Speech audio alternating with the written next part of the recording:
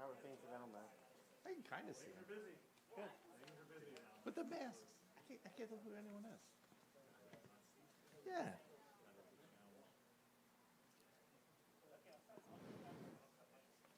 So how's the theater? Real well. Oh, yeah. That's such an awesome building. Thank you. Well, have you been in? I've not been in a theater, but in the lobby, and then in Broad Street to watch pizza. I come into the theater. Well, the new Godzilla movie is one of the experience on the big screen. Especially with the surround sound we did and stuff. Yeah, the past few weeks have been a lot. Oh, I didn't silence it.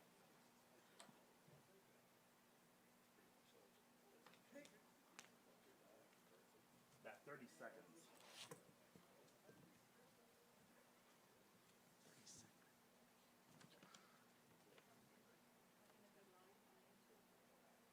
Yeah, well, it's streaming and then it'll be ready to go.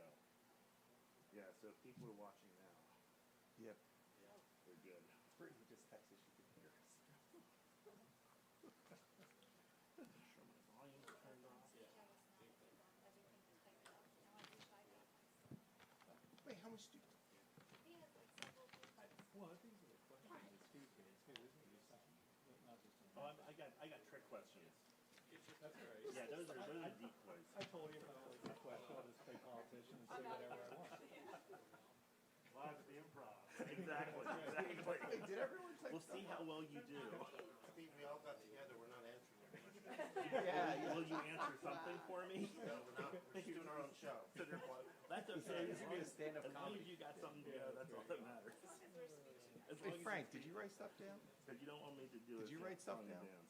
What's that? Did you type that things up? I No. did. Frank, okay. Frank didn't. The questions that you're answering, yeah. All right, I think we're going to get ready to go here. Well, welcome. I'd like to welcome you all to our first hybrid event of 2021 with the Indian Valley Chamber of Commerce. My name is Steve Huntsberger, and I'll be your moderator for the day. And we are live and online. We're broadcasting today from the beautiful Sellersville Theater, and a special thanks to Elaine Brick, owner, and Dan Faya, the technical manager here at the theater. So thanks for making this a possibility. I'd also like to thank our presenting sponsor, Almac. As many of you know, Almac was a participant in the Operation Warp Speed, bringing the vaccine through trials and ultimately to market. We feel very proud to have these folks in our Chamber of Commerce and our community, and they have done so much for the healthcare of the country and the world. And this is just one way of saying thank you for, and we want to honor them today. So let's give them a round of applause. Thanks. So we're going to hear from Mark Rohlfing a little bit later. He's their Vice President of Operations. We're looking forward to that. So we have a great program lined up today. We're going to be hearing from our guests about this idea of resilience. I'll provide you all with a quick introduction of the panelists, and there's a biography in the program if you'd like to take a look at that a little bit further. But we have, as I said, Mark Rohlfing, the Vice President of Operations with Almac Group, and of course their North American headquarters are in Souderton, Pennsylvania. We have Kyle Hoff. Kyle is the President of Hoff Properties located in Souderton. We have Tracy Pachaki. Tracy is the President of Illustrated Designs located in Hatfield. We have Ed Brubaker. Ed is the President and CEO of Living Branches located in Lansdale and Souderton. We have Dr. Frank Gallagher. He is the Superintendent of Schools for the Souderton Area School District. And we have Suzi Berry, owner of Travel Haus, also located in Souderton. So can we give our panelists a round of applause before we get started? And I will say, it is fantastic to have a live audience here. It has been 13 months since we've had a live event, and it is great to see so many faces and friends and colleagues. So I have been thinking a lot about this idea of resilience over the last year. It's defined as the ability of a strained, and particularly in physics, the ability of a strained body to recover its size and shape after a stress, like a blow or a strike. A more colloquial definition could be the ability to recover or adjust from a misfortune or change. And one more different definition is that of business resilience, which is the ability of an organization to adapt in a changing environment to enable it to deliver its objectives and to survive and prosper. Let me read that one again. Business resilience is the ability of an organization to adapt in a changing environment to enable it to deliver its objectives and to survive and prosper. 2020 and 2021 have certainly been a time of swiftly changing circumstances that have challenged even the strongest individuals and organizations. We have been presented with opportunities, and everyone needed to pivot. There's that word you've heard a lot this year, to deal with the challenges that were presented to us. And in no way do I want to minimize the negative effects of COVID. The disruption, the pain, the death, and emotional distress caused by the effects and government shutdowns of COVID-19 have been devastating and unlike most anything any of us have ever experienced. This has been a worldwide phenomenon. Everyone on the planet has been dealing with the same thing at the same time. I will acknowledge different communities have had different experiences depending on how it was addressed or wasn't addressed. But we're here today to learn from our peers how they have dealt with this experience, lessons they have learned, and to hear about how they have approached the last 13 months. My hunch is that we are all cautiously optimistic about the future. It seems that we are possibly through the really dark days of this pandemic, and we are looking for encouragement to move on to the next stage. We need that little bit of a push to get us through. Today's discussion is designed to do just that. I find it's important to learn from our peers to move forward. My hope is to honor each one of our panelists and their experiences and thoughts that they have to share.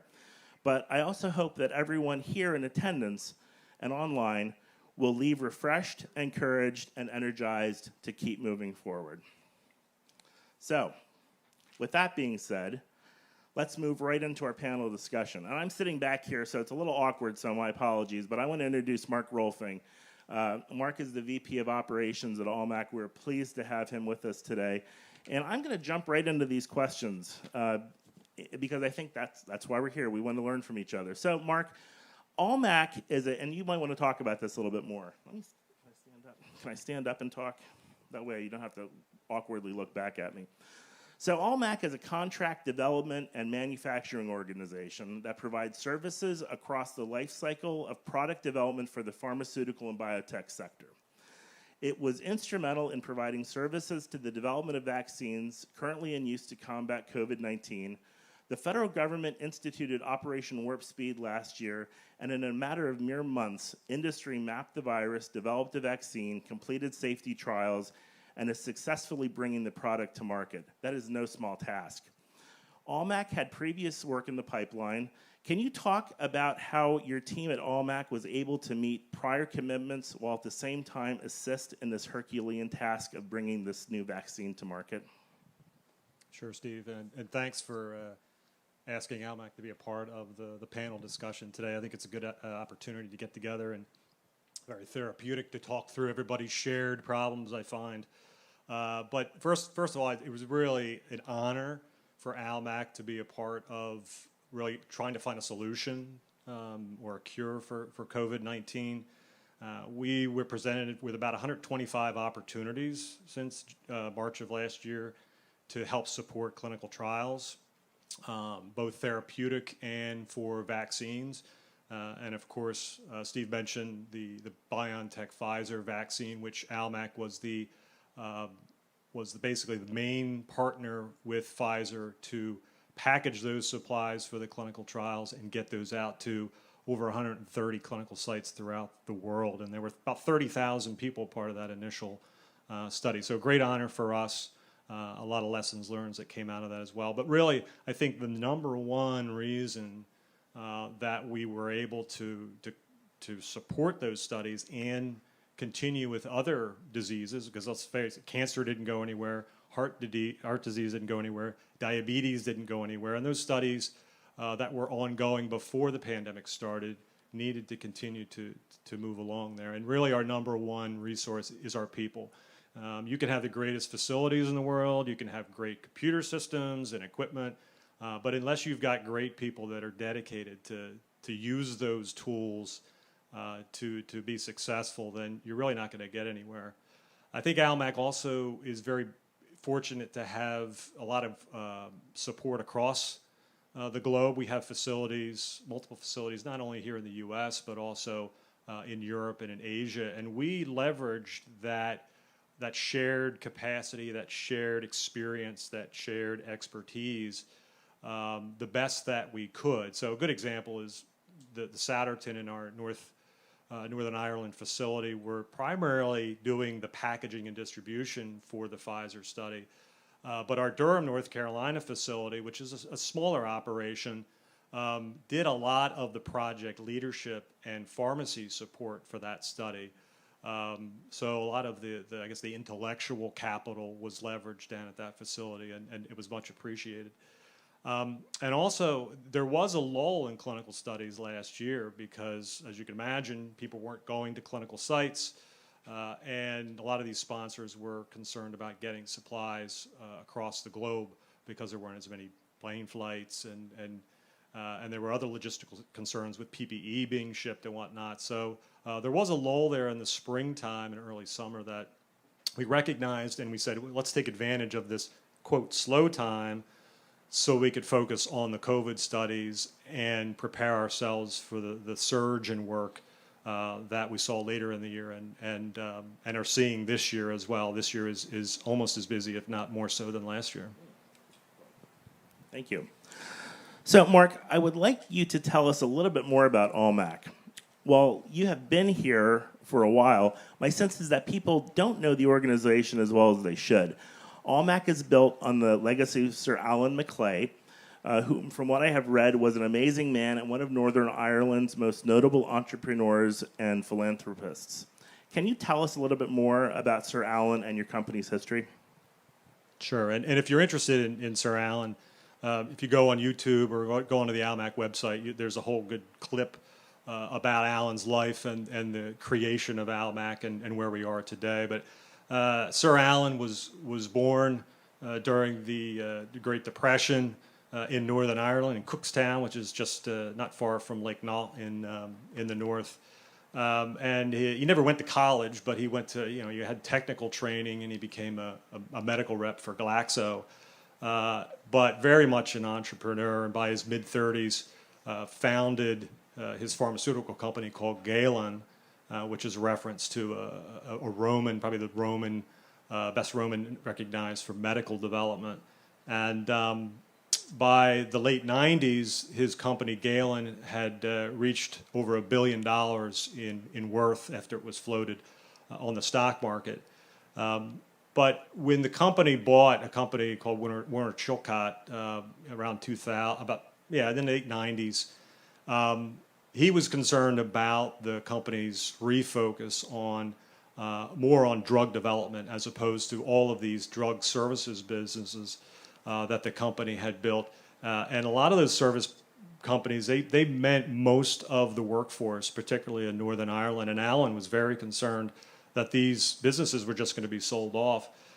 So the story is, and the story is true, that he retired from the board just before his 70th birthday on a Friday, and Monday went and rented a local office there and began using his own personal money, his personal wealth that he had gained over the years, to start to buy back these pharmaceutical service companies that were under the Gallagher umbrella. And that was back in 2001 when he bought all those companies.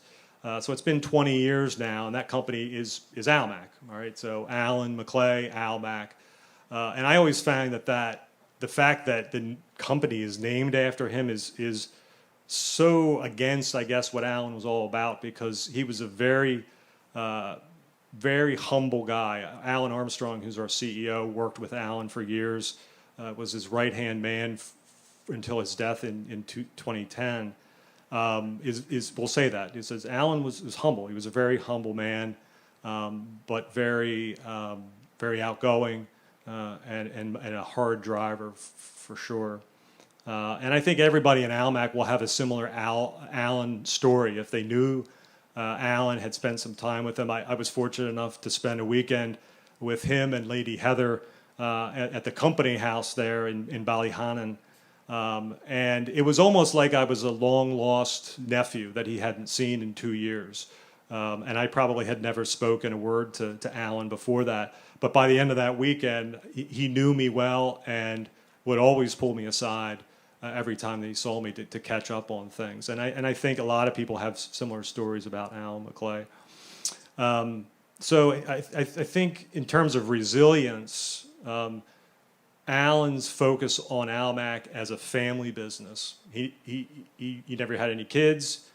He didn't marry until the end of his life there when he married Heather, and he treated his staff, his employees, as his family, and he always called it the Almac family. And if you think about your own family and the things that you will do in order to ensure their future success and their security, that really was what Alan was all about, and enabled him to be as resilient, I think, an entrepreneur and a businessman, because he knew he had his family behind his back. Is Almac publicly traded? No, so Almac, before Alan died, he set up the McClay Foundation, and under the foundation, Almac, the company, is held in a trust. So I've heard similar comparisons to the Hershey Corporation, for example, there, that it's not publicly held. It's technically a private company, but there's not a family that runs the business and gets all the profits. So under that trust, it's very, very difficult in order for the company to be sold, which is a good thing, and that gives our employees a lot of security that they're going to show up the next day and Almac's going to be there and successful.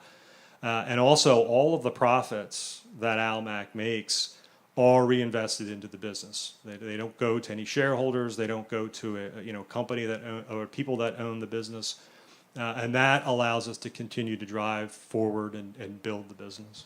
That was an unscripted question, so thank you for allowing me to ask that. I think that also kind of really gets at the personality of Sir Alan and the quality of the business that Almac is. One final question for you, Mark. This gets kind of back to the process that we've gone through. How did you and your team implement protocols that allowed Almac to continue to operate at its high level, create an environment that allowed for continued and sophisticated corporate culture, and ensure everyone was able to participate at 100% while still caring for your employees? Yeah, it's a good question, and we were all kind of talking about that, before we got started. Everybody had similar approaches and some different approaches. I think I'm kind of covering the planning portion of the panel discussion here today, and fortunately, a larger company like Almac, we did have certain protocols in place that we look to when the waters get rough, so to speak. And so these business, we call them business continuity plans, and a lot of organizations have these type of things. But they're not so much about trying to figure out every last thing that might happen in the world that you're going to have to be worried about. But creating a firm structure, a command control structure there, so when bad things do happen, you recognize those quickly and you get the right people together to make decisions, and then those decisions, move their way down the organization. And Almac certainly has that structure in place, and we leverage that for COVID, and we leverage that for Brexit, which is another sore topic for our company, being in the north of Ireland. But we put those measures forward with good success. Flexibility is very, very important. Somebody was talking about using muscles that you never knew that you had there, and I think flexibility, knowing that the last year was not, you're not going to be able to do things the same way that you might have done that in the past, and if you try to hold on to your normal business practices, that you're just going to make it tougher for yourself. So flexibility in people's working approach is probably, the number one thing that people talk about. About half of the people at Almac work at the facility, either on the factory floor, in the warehouse, or in the laboratories. It's not something that you can do at home. So those folks needed to know that they were coming to a place that was safe as possible for them. And we certainly put all the measures that we could, as provided by the state and the county and the CDC, in place. The social distancing, the staggered shifts, the reporting structure of positive cases if they were to happen, what you were to do in those situations. So flexibility, very important. But on the other hand, we have a half our staff that had to work from home because the state asked for that to happen, and we had that flexibility. So fortunately, we had planned ahead, and we had bought laptops for most of those people that could work from home before the pandemic hit. And then we also instituted, the MS Teams is what we use, but basically the virtual conferencing technology was already in the works, and all we had to do was push the big red button and get it started. And I'll tell you, that's been a godsend. Without that kind of conferencing technology, it would have been almost impossible for us to do what we did over the last year. And then I think communication is very important. And we tried to be as upfront with our employees as possible and tell them the truth, the things that we were going to be doing and why, and the things that we were not going to be able to do and why not. And a good example of that is, normally Almac, like a lot of companies, they have a company picnic every year. And Almac has really, 3 large company picnics every year with family and employees that go to those. We knew we weren't going to have those last year. So the funds that were budgeted for that, we decided to give to charity. And some employees wanted to know if those funds could be redistributed to the staff as opposed to charities to help them out. And it was a good question. And they were looking out for the security of themselves and the family. But when we did the math, it would come out to $25 after taxes, and that's not something really that's going to make a difference in the lives of our employees. But concentrating that $300,000 across about 30 charities, dealing with COVID, dealing with race and inequality, we felt that was going to get the most value for the funds there. That being said, we did set up bonuses that we gave to staff throughout the year because of their hard work, and we did institute a performance bonus that will be given every year tied to the company's performance there. So again, we tried to communicate the things that we felt were most important to the employees, not hold anything back, because in the absence of information, people tend to make up their own stories, and we want to make sure that people get the skinny, so to speak. Thanks, Mark. I think that gives us a better insight into Almac. So I appreciate you sharing that, and we appreciate you being here today. So thank you very much. I want to move on to Kyle Hoff. So Kyle is the owner of Hoff Properties and the Broad Theater, and I have given each one of these panelists kind of a word to focus their thoughts around. So Kyle's is grit. So Kyle, grit is a concept that combines personal passion and perseverance over the long term. It's really a long-term thing. Gritty people put in sustained effort over the long term to succeed. It's kind of the epitome of the successful American. Passion, hard work, patience, and practice, practice, practice. We're kind of excited when we see these overnight success stories, but that's not really where real success comes from. You have had great success in renovating buildings, saving history, and revitalizing places in towns like Souderton, Telford, and I think Phoenixville also. So grit is built on optimism. So my question is, what were you thinking opening a theater in the middle of a pandemic? Well, yeah, we've gotten that question a lot. Thank you for having me here for this. Yeah, the theater and grit are almost very, very synonymous with each other. My business partner, Charlie Crown, and I, when COVID hit, we were like, we kind of stepped back a little bit and we're like, okay, what do we do? And we decided, we were halfway through framing it, so we followed all the guidelines, submitted for work waivers, and then just put our nose to the grindstone and just dealt with it on a day-to-day basis and saw it through to completion. And now we're running it and operating it, and it's going well. And I will say, if you haven't been to the Broad Theater, it's an absolutely beautiful facility. Make sure you go and visit it sometime. And it's safe, like here, it's safely done. So it's fantastic. You have a few slides too, also. Yes. Do you want us to pull those up? Is there anything you want to yeah. go through those with us? Well, yeah, it was just stuff. In terms of grit and with what I do with development work, I just try to be present on the job site and relatable. And then also in dealing with municipalities and all the approval process that goes with land development. I think it's just staying steady on the project and the timeline of it, and putting just the ability to focus on small details, but then also being able to look at big picture stuff. You're focused on being part of the process. Yes, very, very focused. Yes, these are just old pictures of projects that I've done that I've been very proud of and been a part of. That is now the Broad Street grind. That was the old Freed Hall. That could have easily been torn down. You saved that. And it almost did fall down. Yeah. Almost every project has almost. The smoke factory. Yes. Beautiful project also. Thank you. Beautiful project. Yeah, and then so I developed the buildings, and then I am the landlord for them. So during COVID was especially very nervous because when it all hit and your businesses were shutting down. I mean, I have 15 commercial tenants, and it was like, what's gonna happen?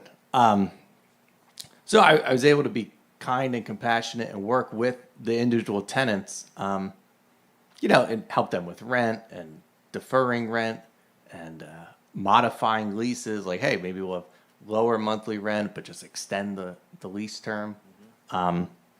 And several of my tenants really, they were innovative and really like kind of took a step back and thought, okay, we are not allowed to have people do certain things. How can we create revenue in other sources? The Broad Street grind, for example, they weren't allowed to have people come in to eat in their restaurant. So they started offering delivery, which is a way to, create more revenue. The Harlowsville party rental, they, when the COVID happened in March and April, literally all the parties were canceled. So then they started, okay, well, churches started renting tents from them. Restaurants started renting tents from them. So they kind of had to change their mindset and be flexible, like you guys were talking about earlier. I think that's been the key to a lot of it. And using new muscles. yes, I like that. I like that terminology. that's the 2020 definition. That is the 2020. Kyle, you've dealt with a variety of difficult things over the years, from zoning to structural issues. We saw some of those structural issues, to tenants. How did these experiences prepare you to steel yourself to continue moving forward with your projects? I mean, you talked about it a little bit, but I think I want to hear a little bit more about. So, like, in the midst of that economic uncertainty, what was that like? I mean, what were those conversations like? It was there was a lot of fear, but then just a lot of being able to really be there for the tenants, and just know that this is a temporary setback. And I think just being kind and compassionate was a big part of it, and putting myself in, seeing things from their perspective instead of just being like, this is what the lease says, you gotta do it. Yeah. And then, I think a lot of my, what I went through being paralyzed and just dealing with that on a day-to-day basis has helped with being able to do real estate development, and the surprises that come with that, and the nuances, and sometimes it's a pain, but I enjoy it. So Every day is a little bit different, isn't it? very different. Yes. You don't get bored. No. Boredom. Do you have any other projects in the pipeline that you can tell us about? Well, I have one in we're in Souderton Borough, at 113 in School Lane, the parking lot there by the high school. Yes. Yeah, that's getting turned into 2 commercial spaces, about 4,000 to 4,500 square feet total. When is it? What's the timeline? I'm just curious. What's the timeline for that? We'll do a ribbon cutting for you. Yeah, well, we'll see. Construction material costs are a little high right now. So. Thank you, Kyle. I appreciate you sharing with us. I want to move on to Tracy Pachaki. Tracy is the owner of Illustrated Designs. And Tracy sits on my marketing committee, so when we were talking about what does this event for resilience look like, she was also talking about, mindset is a really important piece of this. And she said, I just so happen to have I've been thinking about this, she said, and we have a little bit of a presentation to go. So we have some slides to pull up for that. And Tracy, you're the second generation small business owner of Illustrated Designs. And over the last year, like a lot of other small business owners, you faced a lot of challenges mentally, and it's taken a toll on all of us. So how do you see mindset improving our work and personal lives? Well, we are all in our heads a lot. And sometimes I think that it can feel like a roller coaster between confidence and self-doubt. And in 2020, I think that roller coaster was a lot steeper and windier and probably had a couple loops in it that we all weren't expecting. But even pre-pandemic, I personally suffered with things like imposter syndrome, perfectionism, and a lot of negative self-talk. In the last 13 months, I've had an opportunity to talk with a lot of people, including small business owners at all different levels of success, who've opened up and expressed that they go through a lot of the same self-inflicted problems. In a way, I kind of felt good knowing that what's going on up here, I wasn't alone, but it put me on a path to learn a little bit more about mindset. As a marketing strategist, I've always been interested in things like neuroscience and things that bring our minds into a familiar state so that we can understand how to market to people. But I think that it's nice to know when a problem happens that we're not all unique. There are some things that bring us all together. So in my research, I came across a book from Dr. Carol Dweck. And if we can look at the slides, she, in her book, describes 2 different mindsets, a fixed mindset and a growth mindset. In the fixed mindset, this is where we're avoiding challenges and we give up easy. We see effort as not being worth it, and we ignore criticisms and feedback, and we also feel threatened by others' success. I believe this is where scarcity and lack live, in the fixed mindset. Now, neuroscience actually teaches us that as human beings, we are all comfortable with the familiar. So even if a fixed mindset doesn't help us, because we're comfortable, we stay here. Now, on the opposite end is growth mindset. This is where we embrace challenges. We persist in the face of setbacks. We see effort as the path to greater things, and we learn from our criticisms. Now, this takes us out of our comfort zone, and growing pains are real, so going into a growth mindset can get uncomfortable.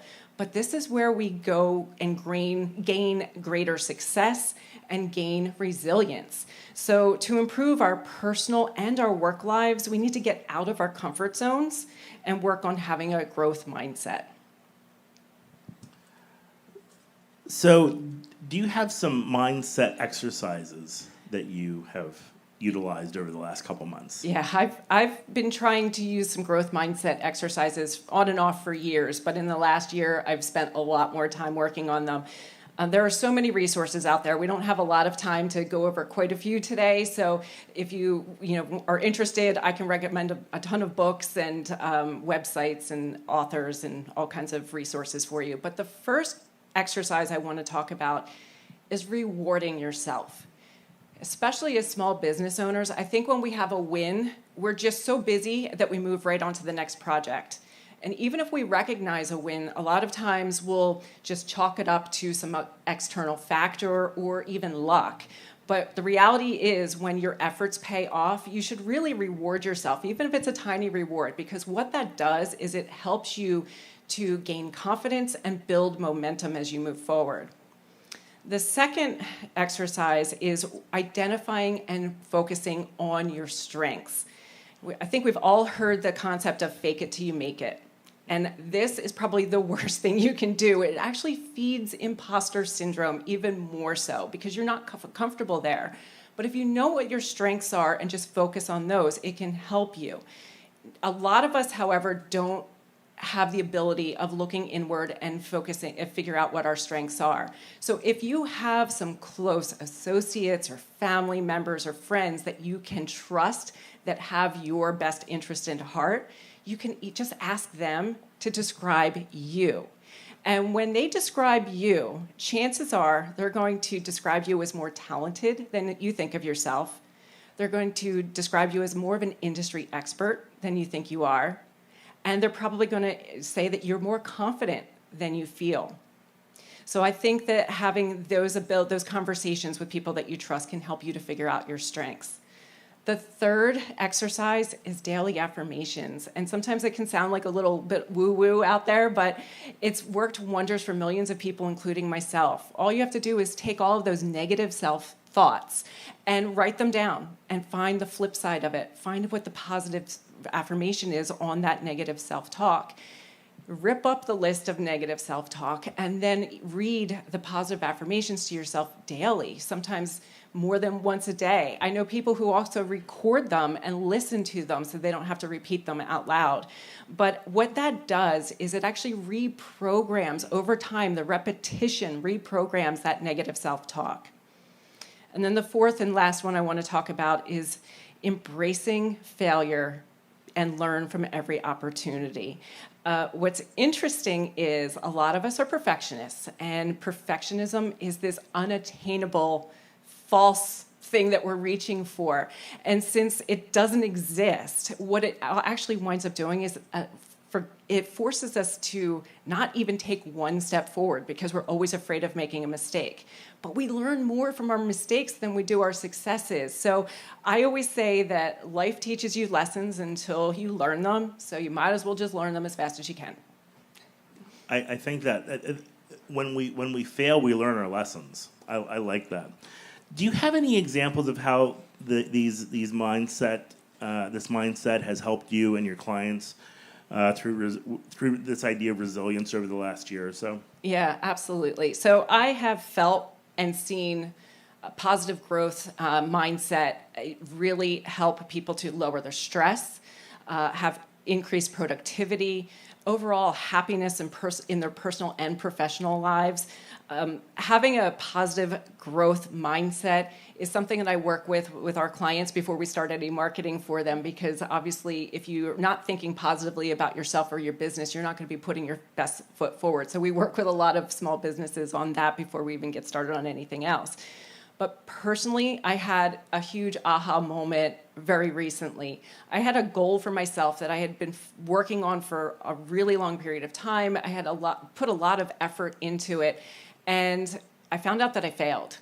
And honestly, before working on all of the mindset exercises, that failure would have had me start second-guessing every step that I had made. I would have started to doubt my abilities. I would have replayed the events over and over again in my head. Ultimately, that failure would have just stopped me in my tracks for any length of time. But because I have been working on some mindset exercises, I decided to put them into play, and I took a few minutes, I stepped back, took some deep breaths, And I looked at the failure. I looked at the opportunities that were presented. I looked at the mistakes that I had made, and I created new opportunities. And interestingly enough, that entire process just took me minutes instead of days or weeks or longer. So those few minutes of taking that time to really self-reflect honestly made more opportunities within weeks that had already exceeded my original goals. So I was blown away by that. I was like, okay, there's something to this. But I recognized right then and there that a growth mindset really allows mistakes and hardships to form us into more resilient versions of ourselves, but only if we let it. You did learn that lesson quickly, didn't you? You made one comment that I resonate with it. You talked about this idea of getting out of our comfort zones. I remember the day, I remember where I was. A good friend of mine, Doug Clemens, who said to me, you have to be comfortable being uncomfortable. And I hate that, but I think about it every day. And you articulated that so well. So I think hey, we've been in an uncomfortable situation the last 13 months. I think every single one of us. So that was an important piece that I resonate with. So thank you very much, Tracy. Ed, let's move on to you. Ed is, as a reminder, Edward Brubaker is the president and CEO of Living Branches. So as the CEO of a continuing care retirement community, you've had some challenging decisions to make this last year. Seniors are some of the most vulnerable population that we have, particularly as we deal with COVID. And not only did you have older, compromised folks living in a congregate setting, but you have younger people coming in out of the community to care for them, your employees. So you and your team had some challenging situations every single day. So Living Branches navigated that very well. How did compassion frame your decisions when keeping your residents safe potentially meant preventing them from seeing their loved ones for an extended period of time? Now, that sounds like a little bit of a loaded question. My dad lives at Souderton home. That is not a loaded question. I wanted to recognize that didn't come necessarily out the way I wanted it to, but I think compassion is a really important piece, and you exude compassion. I want to say clearly, I think Living Branches exudes compassion. Well, thank you, Steve, and thanks for having us here today. It's been great listening to the other persons. I feel like I've learned a lot more about our community and opportunities and businesses in our community, so this has been wonderful. And I don't know if we need to look at your father's occupancy agreement or anything, but we'll talk later. That's only fair after that. Yeah, that's right. Compassion is one of our core values, is probably no big surprise for a retirement or life plan community. And we describe it as enhancing lives by serving others with kindness, patience, humility, and forgiveness. And as I reflect on compassion over the past year, I would say that has been just such a core of what we needed to do. But I would also have to admit that depending on whose perspective you're coming from, we may or may not have appeared to be compassionate. Because I've had numerous phone calls or letters or conversations with people, some of whom who were happy with the decisions we were making, some of whom were very upset with the decisions we were making. But I think the common ground was trying to do the best for those that we serve and for our residents.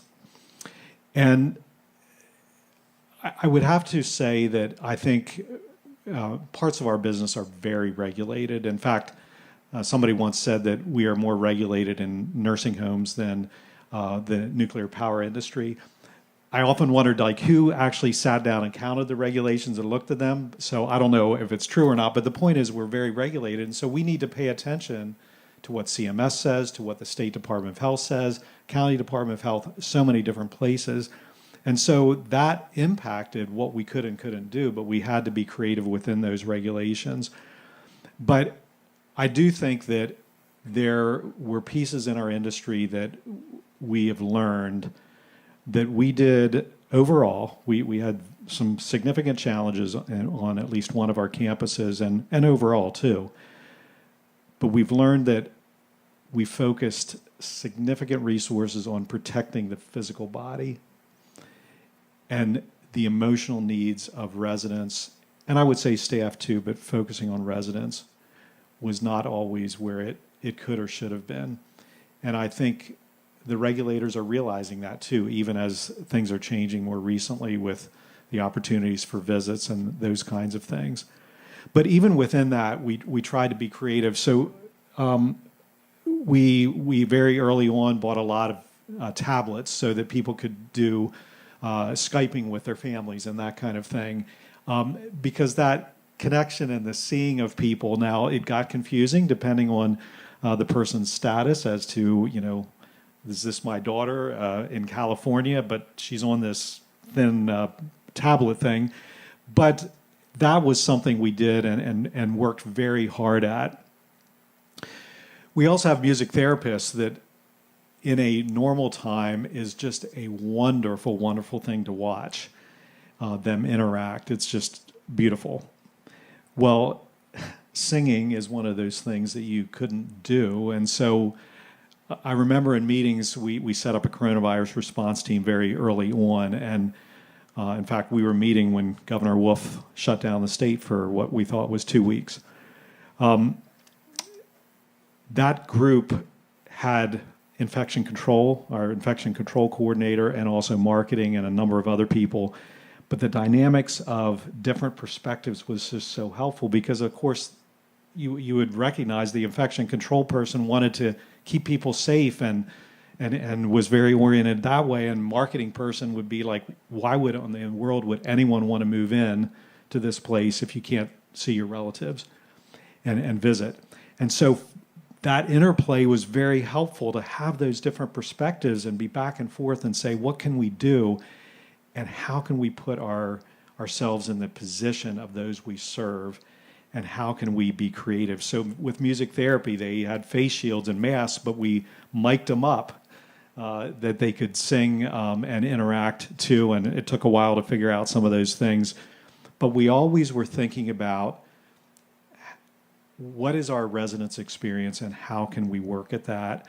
And how can we be compassionate in what we do? I think someone else earlier talked about it's easy to be hard on ourselves, and I tend to be a person. Well, we accomplished that. Okay, what's next? Let's move on, and taking time to celebrate and say this was really good, and so hearing other people's stories. There are facilities out there, not in the local not-for-profit community, but out there that didn't even know what a compassionate caregiver was, and the family had to push them through their corporate office to say, we want to be able to visit our resident, and that was just recently our family member. And so for us, it was about putting ourselves in the shoes of those we serve and trying to be as creative as possible. Thank you. So these ideas of resilience and compassion are really complementary to each other. Compassion and empathy create a sense of connectedness among people. Can you discuss how you see this happening at Living Branches, perhaps even between residents and staff? And how do you think this can spill over possibly into the wider community? Yeah, you talked about the definition of resilience, and I also had looked up the definition of compassion, and it was sympathetic consciousness of others' distress together with a desire, and I say also action to alleviate it. And so that opportunity to see distress and help it relieve it, resilience is the ability to adjust to stress. And so I see it as kind of this interconnected circle.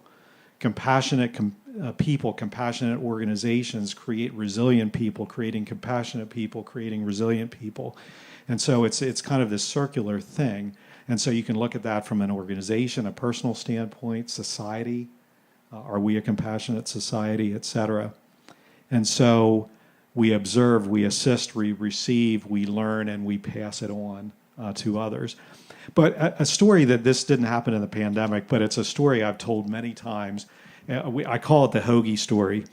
And this was a situation, we have a program where we in leadership will rotate weekends, and I happen to be there on a weekend. And a CNA, we call them resident assistants because they assist the residents, not the nurses, but they The CNA was coming up and she was saying, this resident in healthcare, they wanted a hoagie.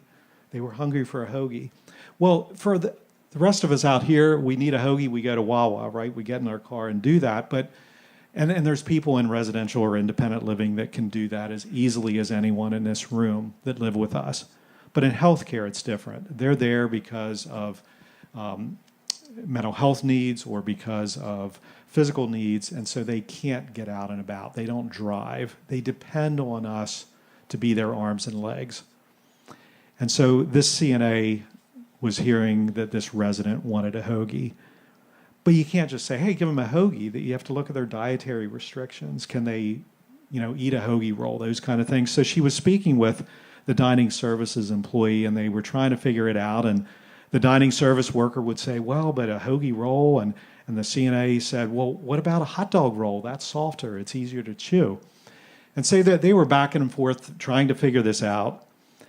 And so I left. They were clearly making it happen and could figure it out. And the next day, that CNA came up to me, and she was so proud of herself. She said, we got so-and-so his hoagie. And he said it was the best hoagie ever. Now, I will pretty much guarantee that if any of us here had seen that, what they put together, we would not have used that as a descriptor as best hoagie ever. But for him it was, and I think it was more than just the hoagie. It was that staff member taking the time to be compassionate, to hear what he wanted, and to go out of her way to meet his needs. And that, to me, it's a story of get to yes, which is another story for another day probably, but it's also showing compassion to those that we serve. You choke me up a little bit when you tell that story, and I'm okay with that. Actually, that does kind of lead into our next, that getting the yes piece does kind of lead a little bit into it. And I don't know if that's what you were thinking, but these emotional connections are important in society. And one of the main themes that I've seen at Living Branches is you really figure out how to get to yes. No is seldom an answer. And this is, I think, a defining idea, particularly for nonprofits these days. But nonprofits always have to be run like a business to remain viable. So how does this idea of yes play into the longevity of a successful nonprofit like Living Branches? Yeah, and we have a training, it's not really a program because it's forever. So I don't like to call it a program, but it's our Living Branches experience and training in customer service and what is the experience we want our residents to have, and what's the experience for staff. And we use the first word of our mission, which is together, and we created an acronym, and the G of together stands for get to yes. And when we talk about that, and that story I just told was an example of a get to yes story, it's really easy to get to know. And depending who you talk to, I'm sure there would be staff and residents who would say, well, you guys really get to know pretty often, particularly this last year.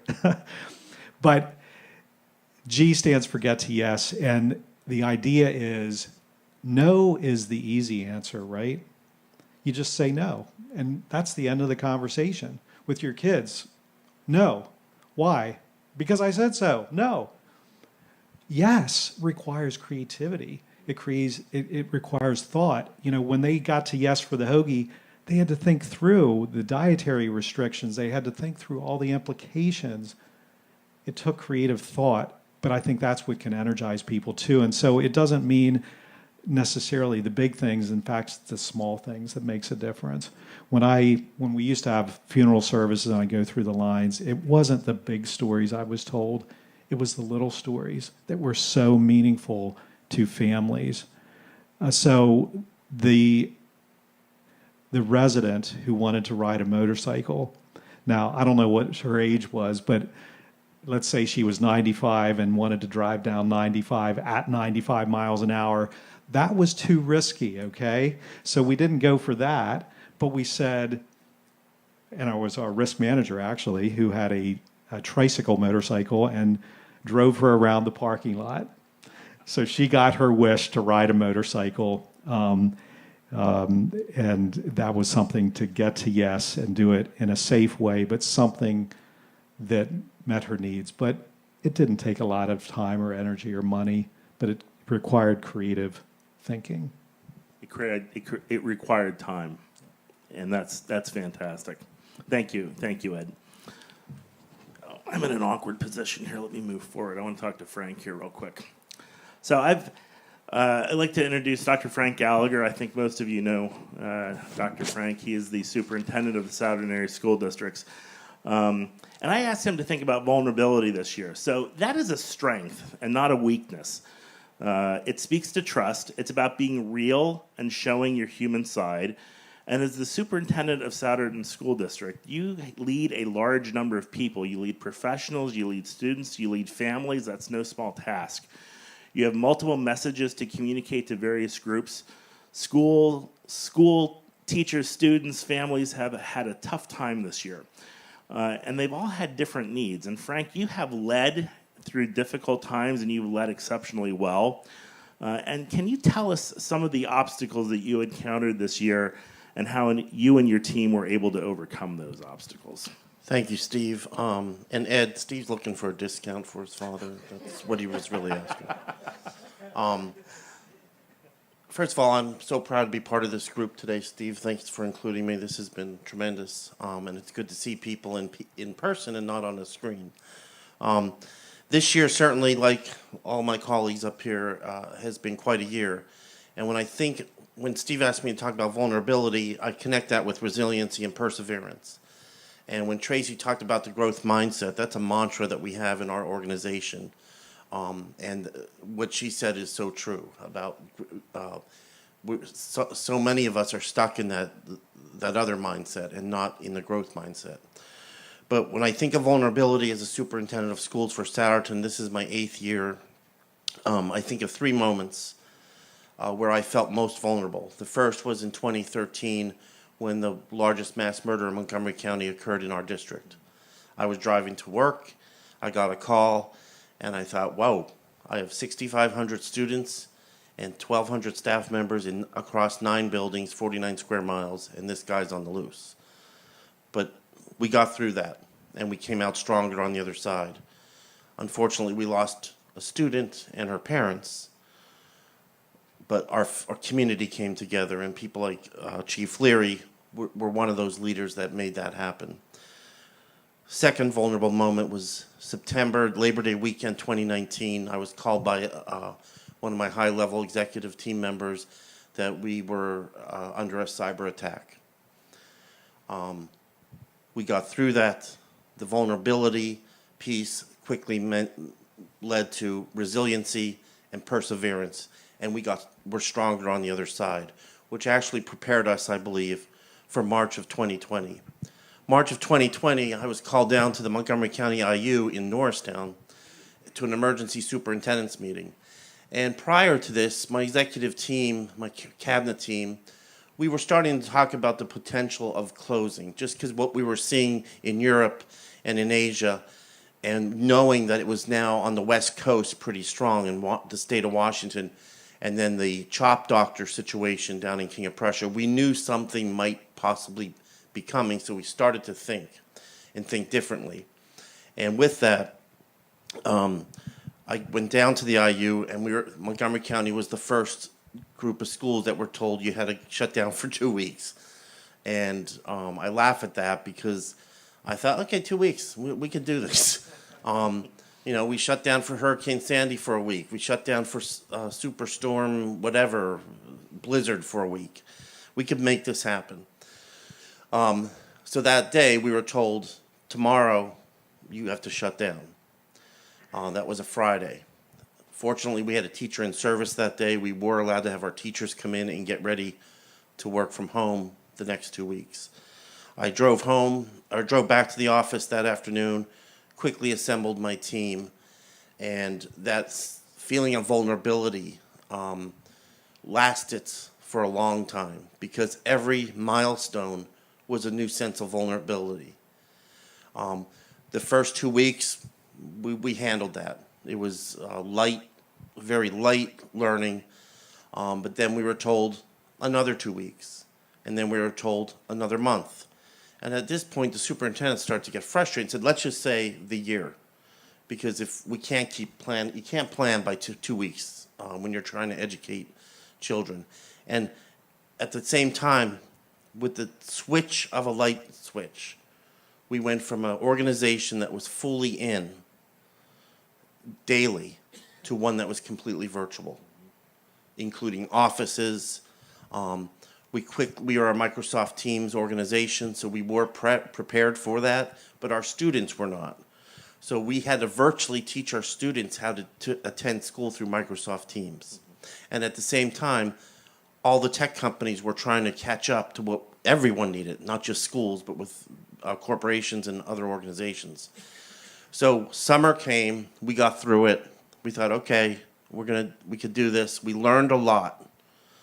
And the summer, I was determined all summer to make sure we could open our doors in September to every child who wanted to come back, and then offer an online academy for an alternative. Because there are children who are compromised, there are parents that are compromised, and there were legitimate reasons for wanting your child to be on our online academy. So all summer, my teams designed this online academy while other teams were figuring out how do we open school safely. So those partitions that you're sitting in between, we have them everywhere. Every elementary desk has a partition on it. Masks. This turned out to be the biggest controversial subject all summer because the mask mandate was not well received by some people. So we had to explain why these are so important. We got over that. And by the way, children are the best mask wearers. They are absolutely the best mask wearers. They never complain. They got off the bus the first day of school. They all had their masks on. But we had several public meetings through Zoom where we did our safety presentations, our health and safety plan. We had to do an athletic health and safety plan because we knew that athletics was really important for the mental health of students. We hired about 30 teachers to offer the online academy and the in-school, traditional school, where we were spending lots of money. We were receiving money through the federal government and through other avenues, but we did have to dip into our fund balance. We have recovered from that. Luckily, our local economy is very strong, so we did not experience the hit on property taxes and earned income tax as we thought we would. But I knew I had to offer in-school for students because many of our students work in the healthcare industry, or many of our parents work in the healthcare industry, in the meatpacking industry, and they needed their children to be in school, and children need to be in school. So with that, we opened up the day after Labor Day, and we've been open ever since. We're the only school in Montgomery County that has been able to accomplish that. I'm proud of that. We've had some cases, but there's no evidence of school spread. So that vulnerable feeling a year ago in March has really allowed me to grow as a leader and persevere through this. Thanks, Frank. So as a resident of Souderton Area School District, I want you to know that I was proud to say that my schools were open and educating students from almost day one of the new school year. There were a lot of unknowns, but we did know this could be done safely, and according to the research, it was as you relayed, it was best for students to be in school. You and the rest of the district were clearly caring for our students and families, and you were able to do something extraordinary during a time of uncertainty. Can you tell us a little bit more about how this process unfolded with your team and what lessons you're able to take going forward? I think I hit on some of that in my previous answer, but I wanted to get the question in. yeah, no, I appreciate it. I can talk. You know me, I can talk all day. What we learned is how important it is as leaders to build functional teams, and I'm really proud of my team, both my executive team and my management team, or my principals, and our teacher teams have been incredible. So I think it was that culture of teamwork and that culture of collaboration that has really helped us get through this year. There's been disagreements. There's been lots of courageous conversations this year. But at the end of each day, our buses are, over 100 buses are rolling, and one thing I did learn is my decision to recommend to open school was first and foremost for children, and where they should be learning is in school. Where their mental health needs will be taken care of is in school, and with our partners at Penn Foundation and other places. But I also had on my back the decision that if we went all virtual, hundreds of people would have been furloughed, because you don't need bus drivers. You don't need as many food service workers. And that was also part of my decision making. And I knew that if we could build a safe way to open school during a pandemic, that it was the right choice for the community and the right decision for the community. And here we are a year later and doing fairly well. In fact, we're having an in-person graduation, and we are having a prom that was announced during this meeting, so I could say that now. Wonderful news. So, Well, it's interesting. I've heard a couple different references to the teamwork piece and the importance of putting those teams together, the diversity of opinion on those, and how you move forward. So you just reiterated that. So thank you for that was a kind of an aha moment for me. So one of the major takeaways that we've had this year is trust. And there's always been a level of trust that we see in schools caring for our children. But this year really brought that piece to a visible level. And trust is created in a transparent system, especially at Souderton. And this and it flows from the top down. And Frank, I wonder if you can say to each person here, as we all build our brands, as we kind of work on ourselves, how can we include transparency in what and advise people how we can provide that and embrace that as we build ourselves up and kind of work on our own stuff? I think transparency is the number one thing a leader needs to make sure happens in his or her organization. I'll give you an example. During the pandemic, particularly when we opened school in September, people weren't really trusting us that we didn't have cases, or we only had a few cases. So we ended up building a pandemic part of our website where we have a dashboard where it's updated on a regular basis of EMC has this many cases, high school has this many cases, and then it's a pretty complicated dashboard. So that, I think, helped garner more trust from the community and from our staff, because we had many staff members who were nervous, rightfully so. If you go home every night and you watch the news and it's the repetitive news story, you need to filter some of that sometimes. And so I do believe trust is critical in an organization. And I connect that, I analogize that to the auto industry. If you think back, I'm a car guy, so I picked that industry.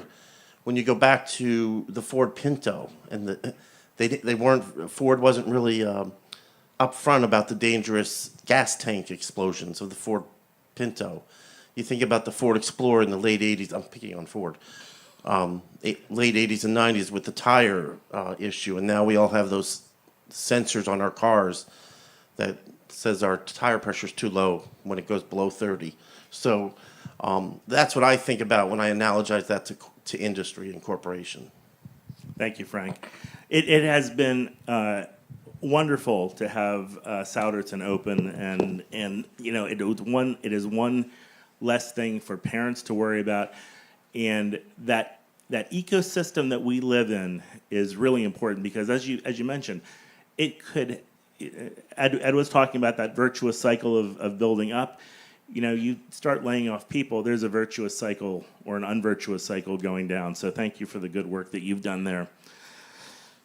And my last speaker, Suzi Berry. Suzi is the owner of Travel Haus. So Suzi's question is really about hope. So many people may not know this about you, but you were born and lived in Lebanon until the early 1990s. I met you soon after you moved here. Living in Lebanon was probably an experience that I don't think many North Americans can identify with. Can you tell us a little bit about what your experience was like living in Lebanon, growing up there, and then ultimately moving to the United States and becoming the owner of Travel House, and what that process has taught you about hope? That's a big question. Yeah. Hi, everyone. Thank you again, Steve, for inviting me to be among these panelists. They're beautiful, what they said, and taught us a couple of things today. When Steve called me and he said he's doing this event called Resilience, and I thought of you as giving you the word of hope, I was so happy, actually. I was like, yes, hope, that's who I am. So I am Suzi Berry, owner of Travel House, and I was born and raised in Beirut, Lebanon. I lived through the Civil War. I remember when it started. I was 7 years old. I remember my mom coming to our school. I was in second grade, pulling us out of school because the shooting started in our area. So that's the first, remembering during my childhood. So we did not have a good life in Lebanon. I did not have a good childhood, but I'm very hopeful, and this is who I am today. My parents did not come from a rich family, did not come from educated family. I'm one of 3 children. I'm the oldest. My brother lives here, and my sister still lives in Lebanon with her family. For 20 years in Lebanon, we went through different towns. We were refugees going from one town to town. We were trying to escape the bombs, the shellings, the hunger. Our parents tried their best. We lived in the east part of Beirut during the 1975 and 1976. In a way, they split Beirut or Lebanon to be east and west. So we lived in the east in the beginning, where all the Christians lived, and that's where we had the hardest time. And not because we're not Christians, we are. It's just because my dad, on his passport, he had that he was born in Haifa. And the war was between the Christian militias and the Palestinians. So to them, was born in Haifa, that means you're from Palestine. I remember a militia group came to our house, kicking our dad, rolling him down the floor, and listening to my mom, hearing her say, "Where do you think your Jesus was born?" He was born in Israel, in Palestine. And because he was just born in Haifa, you're doing this. We are Christians too. We didn't feel that we are in peace until really we moved to the West Beirut, to the capital. That's where all the religions were, between Muslims, Druze, Christians. That's where our life started in a better place. During my childhood, yes, we did not go to school every single day. We had strikes all the time. I don't think I finished 3rd grade at all, because every time we go to school, the first 2 weeks, then we go home, and then we move to another town. So I don't think I went through 3rd grade at all.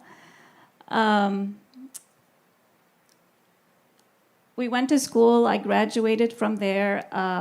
I started to work in Beirut, Lebanon. And then at 20 years old, I told my parents I wanted to move to Jordan. And of course, my mom did not want me to leave at all. In our culture, women do not leave their household until they're married. So that was a big thing to my family, that I want to just go ahead and move to Jordan, because I was thinking I'm going to have a better life in Jordan. So I did. We went to Jordan, me and my brother, to start a new life. Of course, he did not like Jordan at all, and he went back to Lebanon. And here I was stuck there for 3.5 years. It was a good move for me, though. This is where I learned the travel business. I worked in a travel agency there, one of the biggest travel agency in that country. I worked also at the Jordanian airport, and that's how my travel business started. Something a lot of us cannot, we just can't relate to it. And there is a difference between hope and optimism.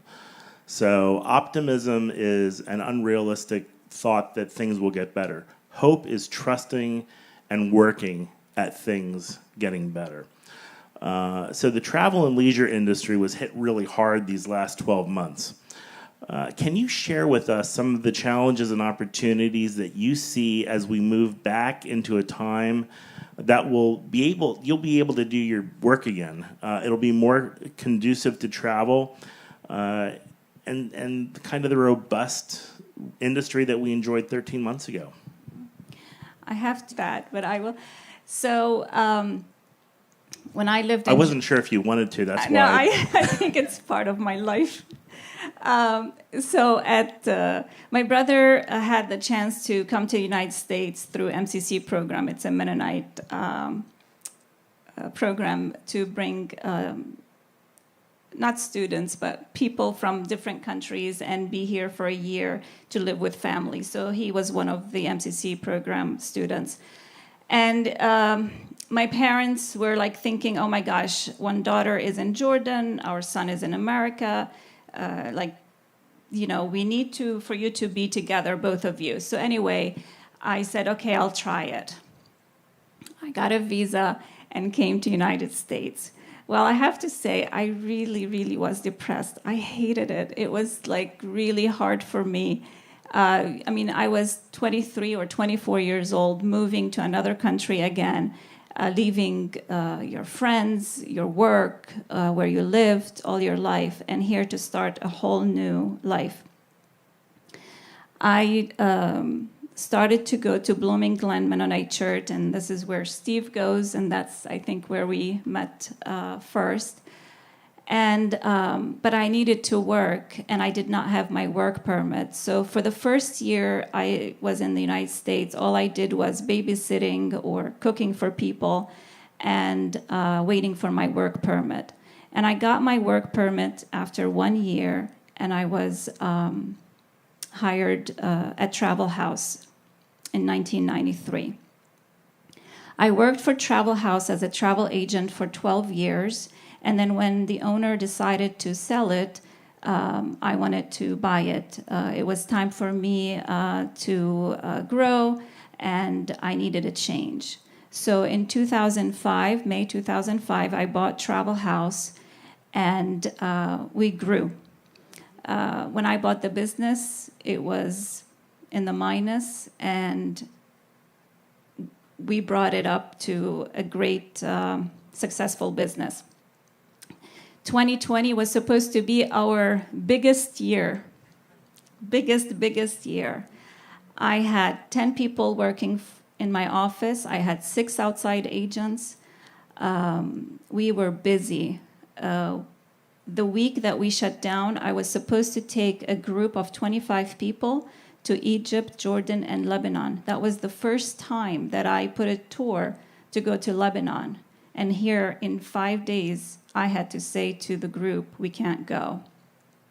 We had a group to Spain in April. We had to cancel. We had a group to Athens for the women's group, 50 women. We had to cancel. It was supposed to be our year, and we couldn't. The travel business, I think people, when everything would start to shut down, probably people thought more about the restaurants and, they're closed and all that stuff. But the travel business, it's affecting so many people. It starts with a travel agent, a tour company, a hotel, airplane, museums, restaurants, a lot of different venues that are linked together. So, and yes, we thought 2 weeks and we will be back. My first post on Facebook after they said 2 weeks, my post said, I survived a civil war in Lebanon. I survived 9/11. We all survived 9/11 here. And we're going to survive the pandemic. And I thought really it's going to be like a month or two. And here, a year later, we're still going through it. But I do have hope. All my videos, monthly videos on our website, it's all about hope. And we're seeing that 2 weeks ago, the business started to pick up, and we're looking forward to travel again. Anything else you want to share? You got it? Well, she's a good friend of mine, so I can tease her like that. Well, I want to thank our speakers. I knew it was going to be good. I wasn't sure it was going to be this good. This was fantastic. Can we give everyone a round of applause?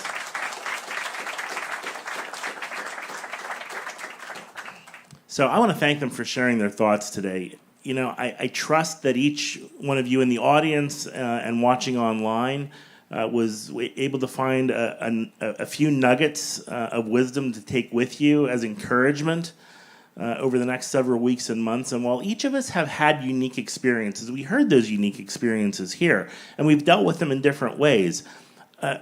We've all endured a common experience, right? We've learned. We've learned and we've had to grow. We've experienced pain. We've learned to do things in a different way, all in a really short period of time. And at the very least, it's been exhausting. But it's also been an opportunity to learn new ways to do business, new ways to interact with colleagues and lead groups. And while it's certainly been an unsettling time, it's also full of opportunity. And it allows each of us to step back, examine where we're at, but also to lead and create a better community. And we do this by meeting with one another. We do this by listening with each other and hearing stories and learning from one another. So again, I want to thank our panelists. I especially want to thank Almac as our presenting sponsor. And I want to thank each one of you for being here today as we work at creating the community that we want in the greater Indian Valley region. And I want to encourage us to keep moving forward. I look forward to seeing you all soon. Have a great afternoon. Bye.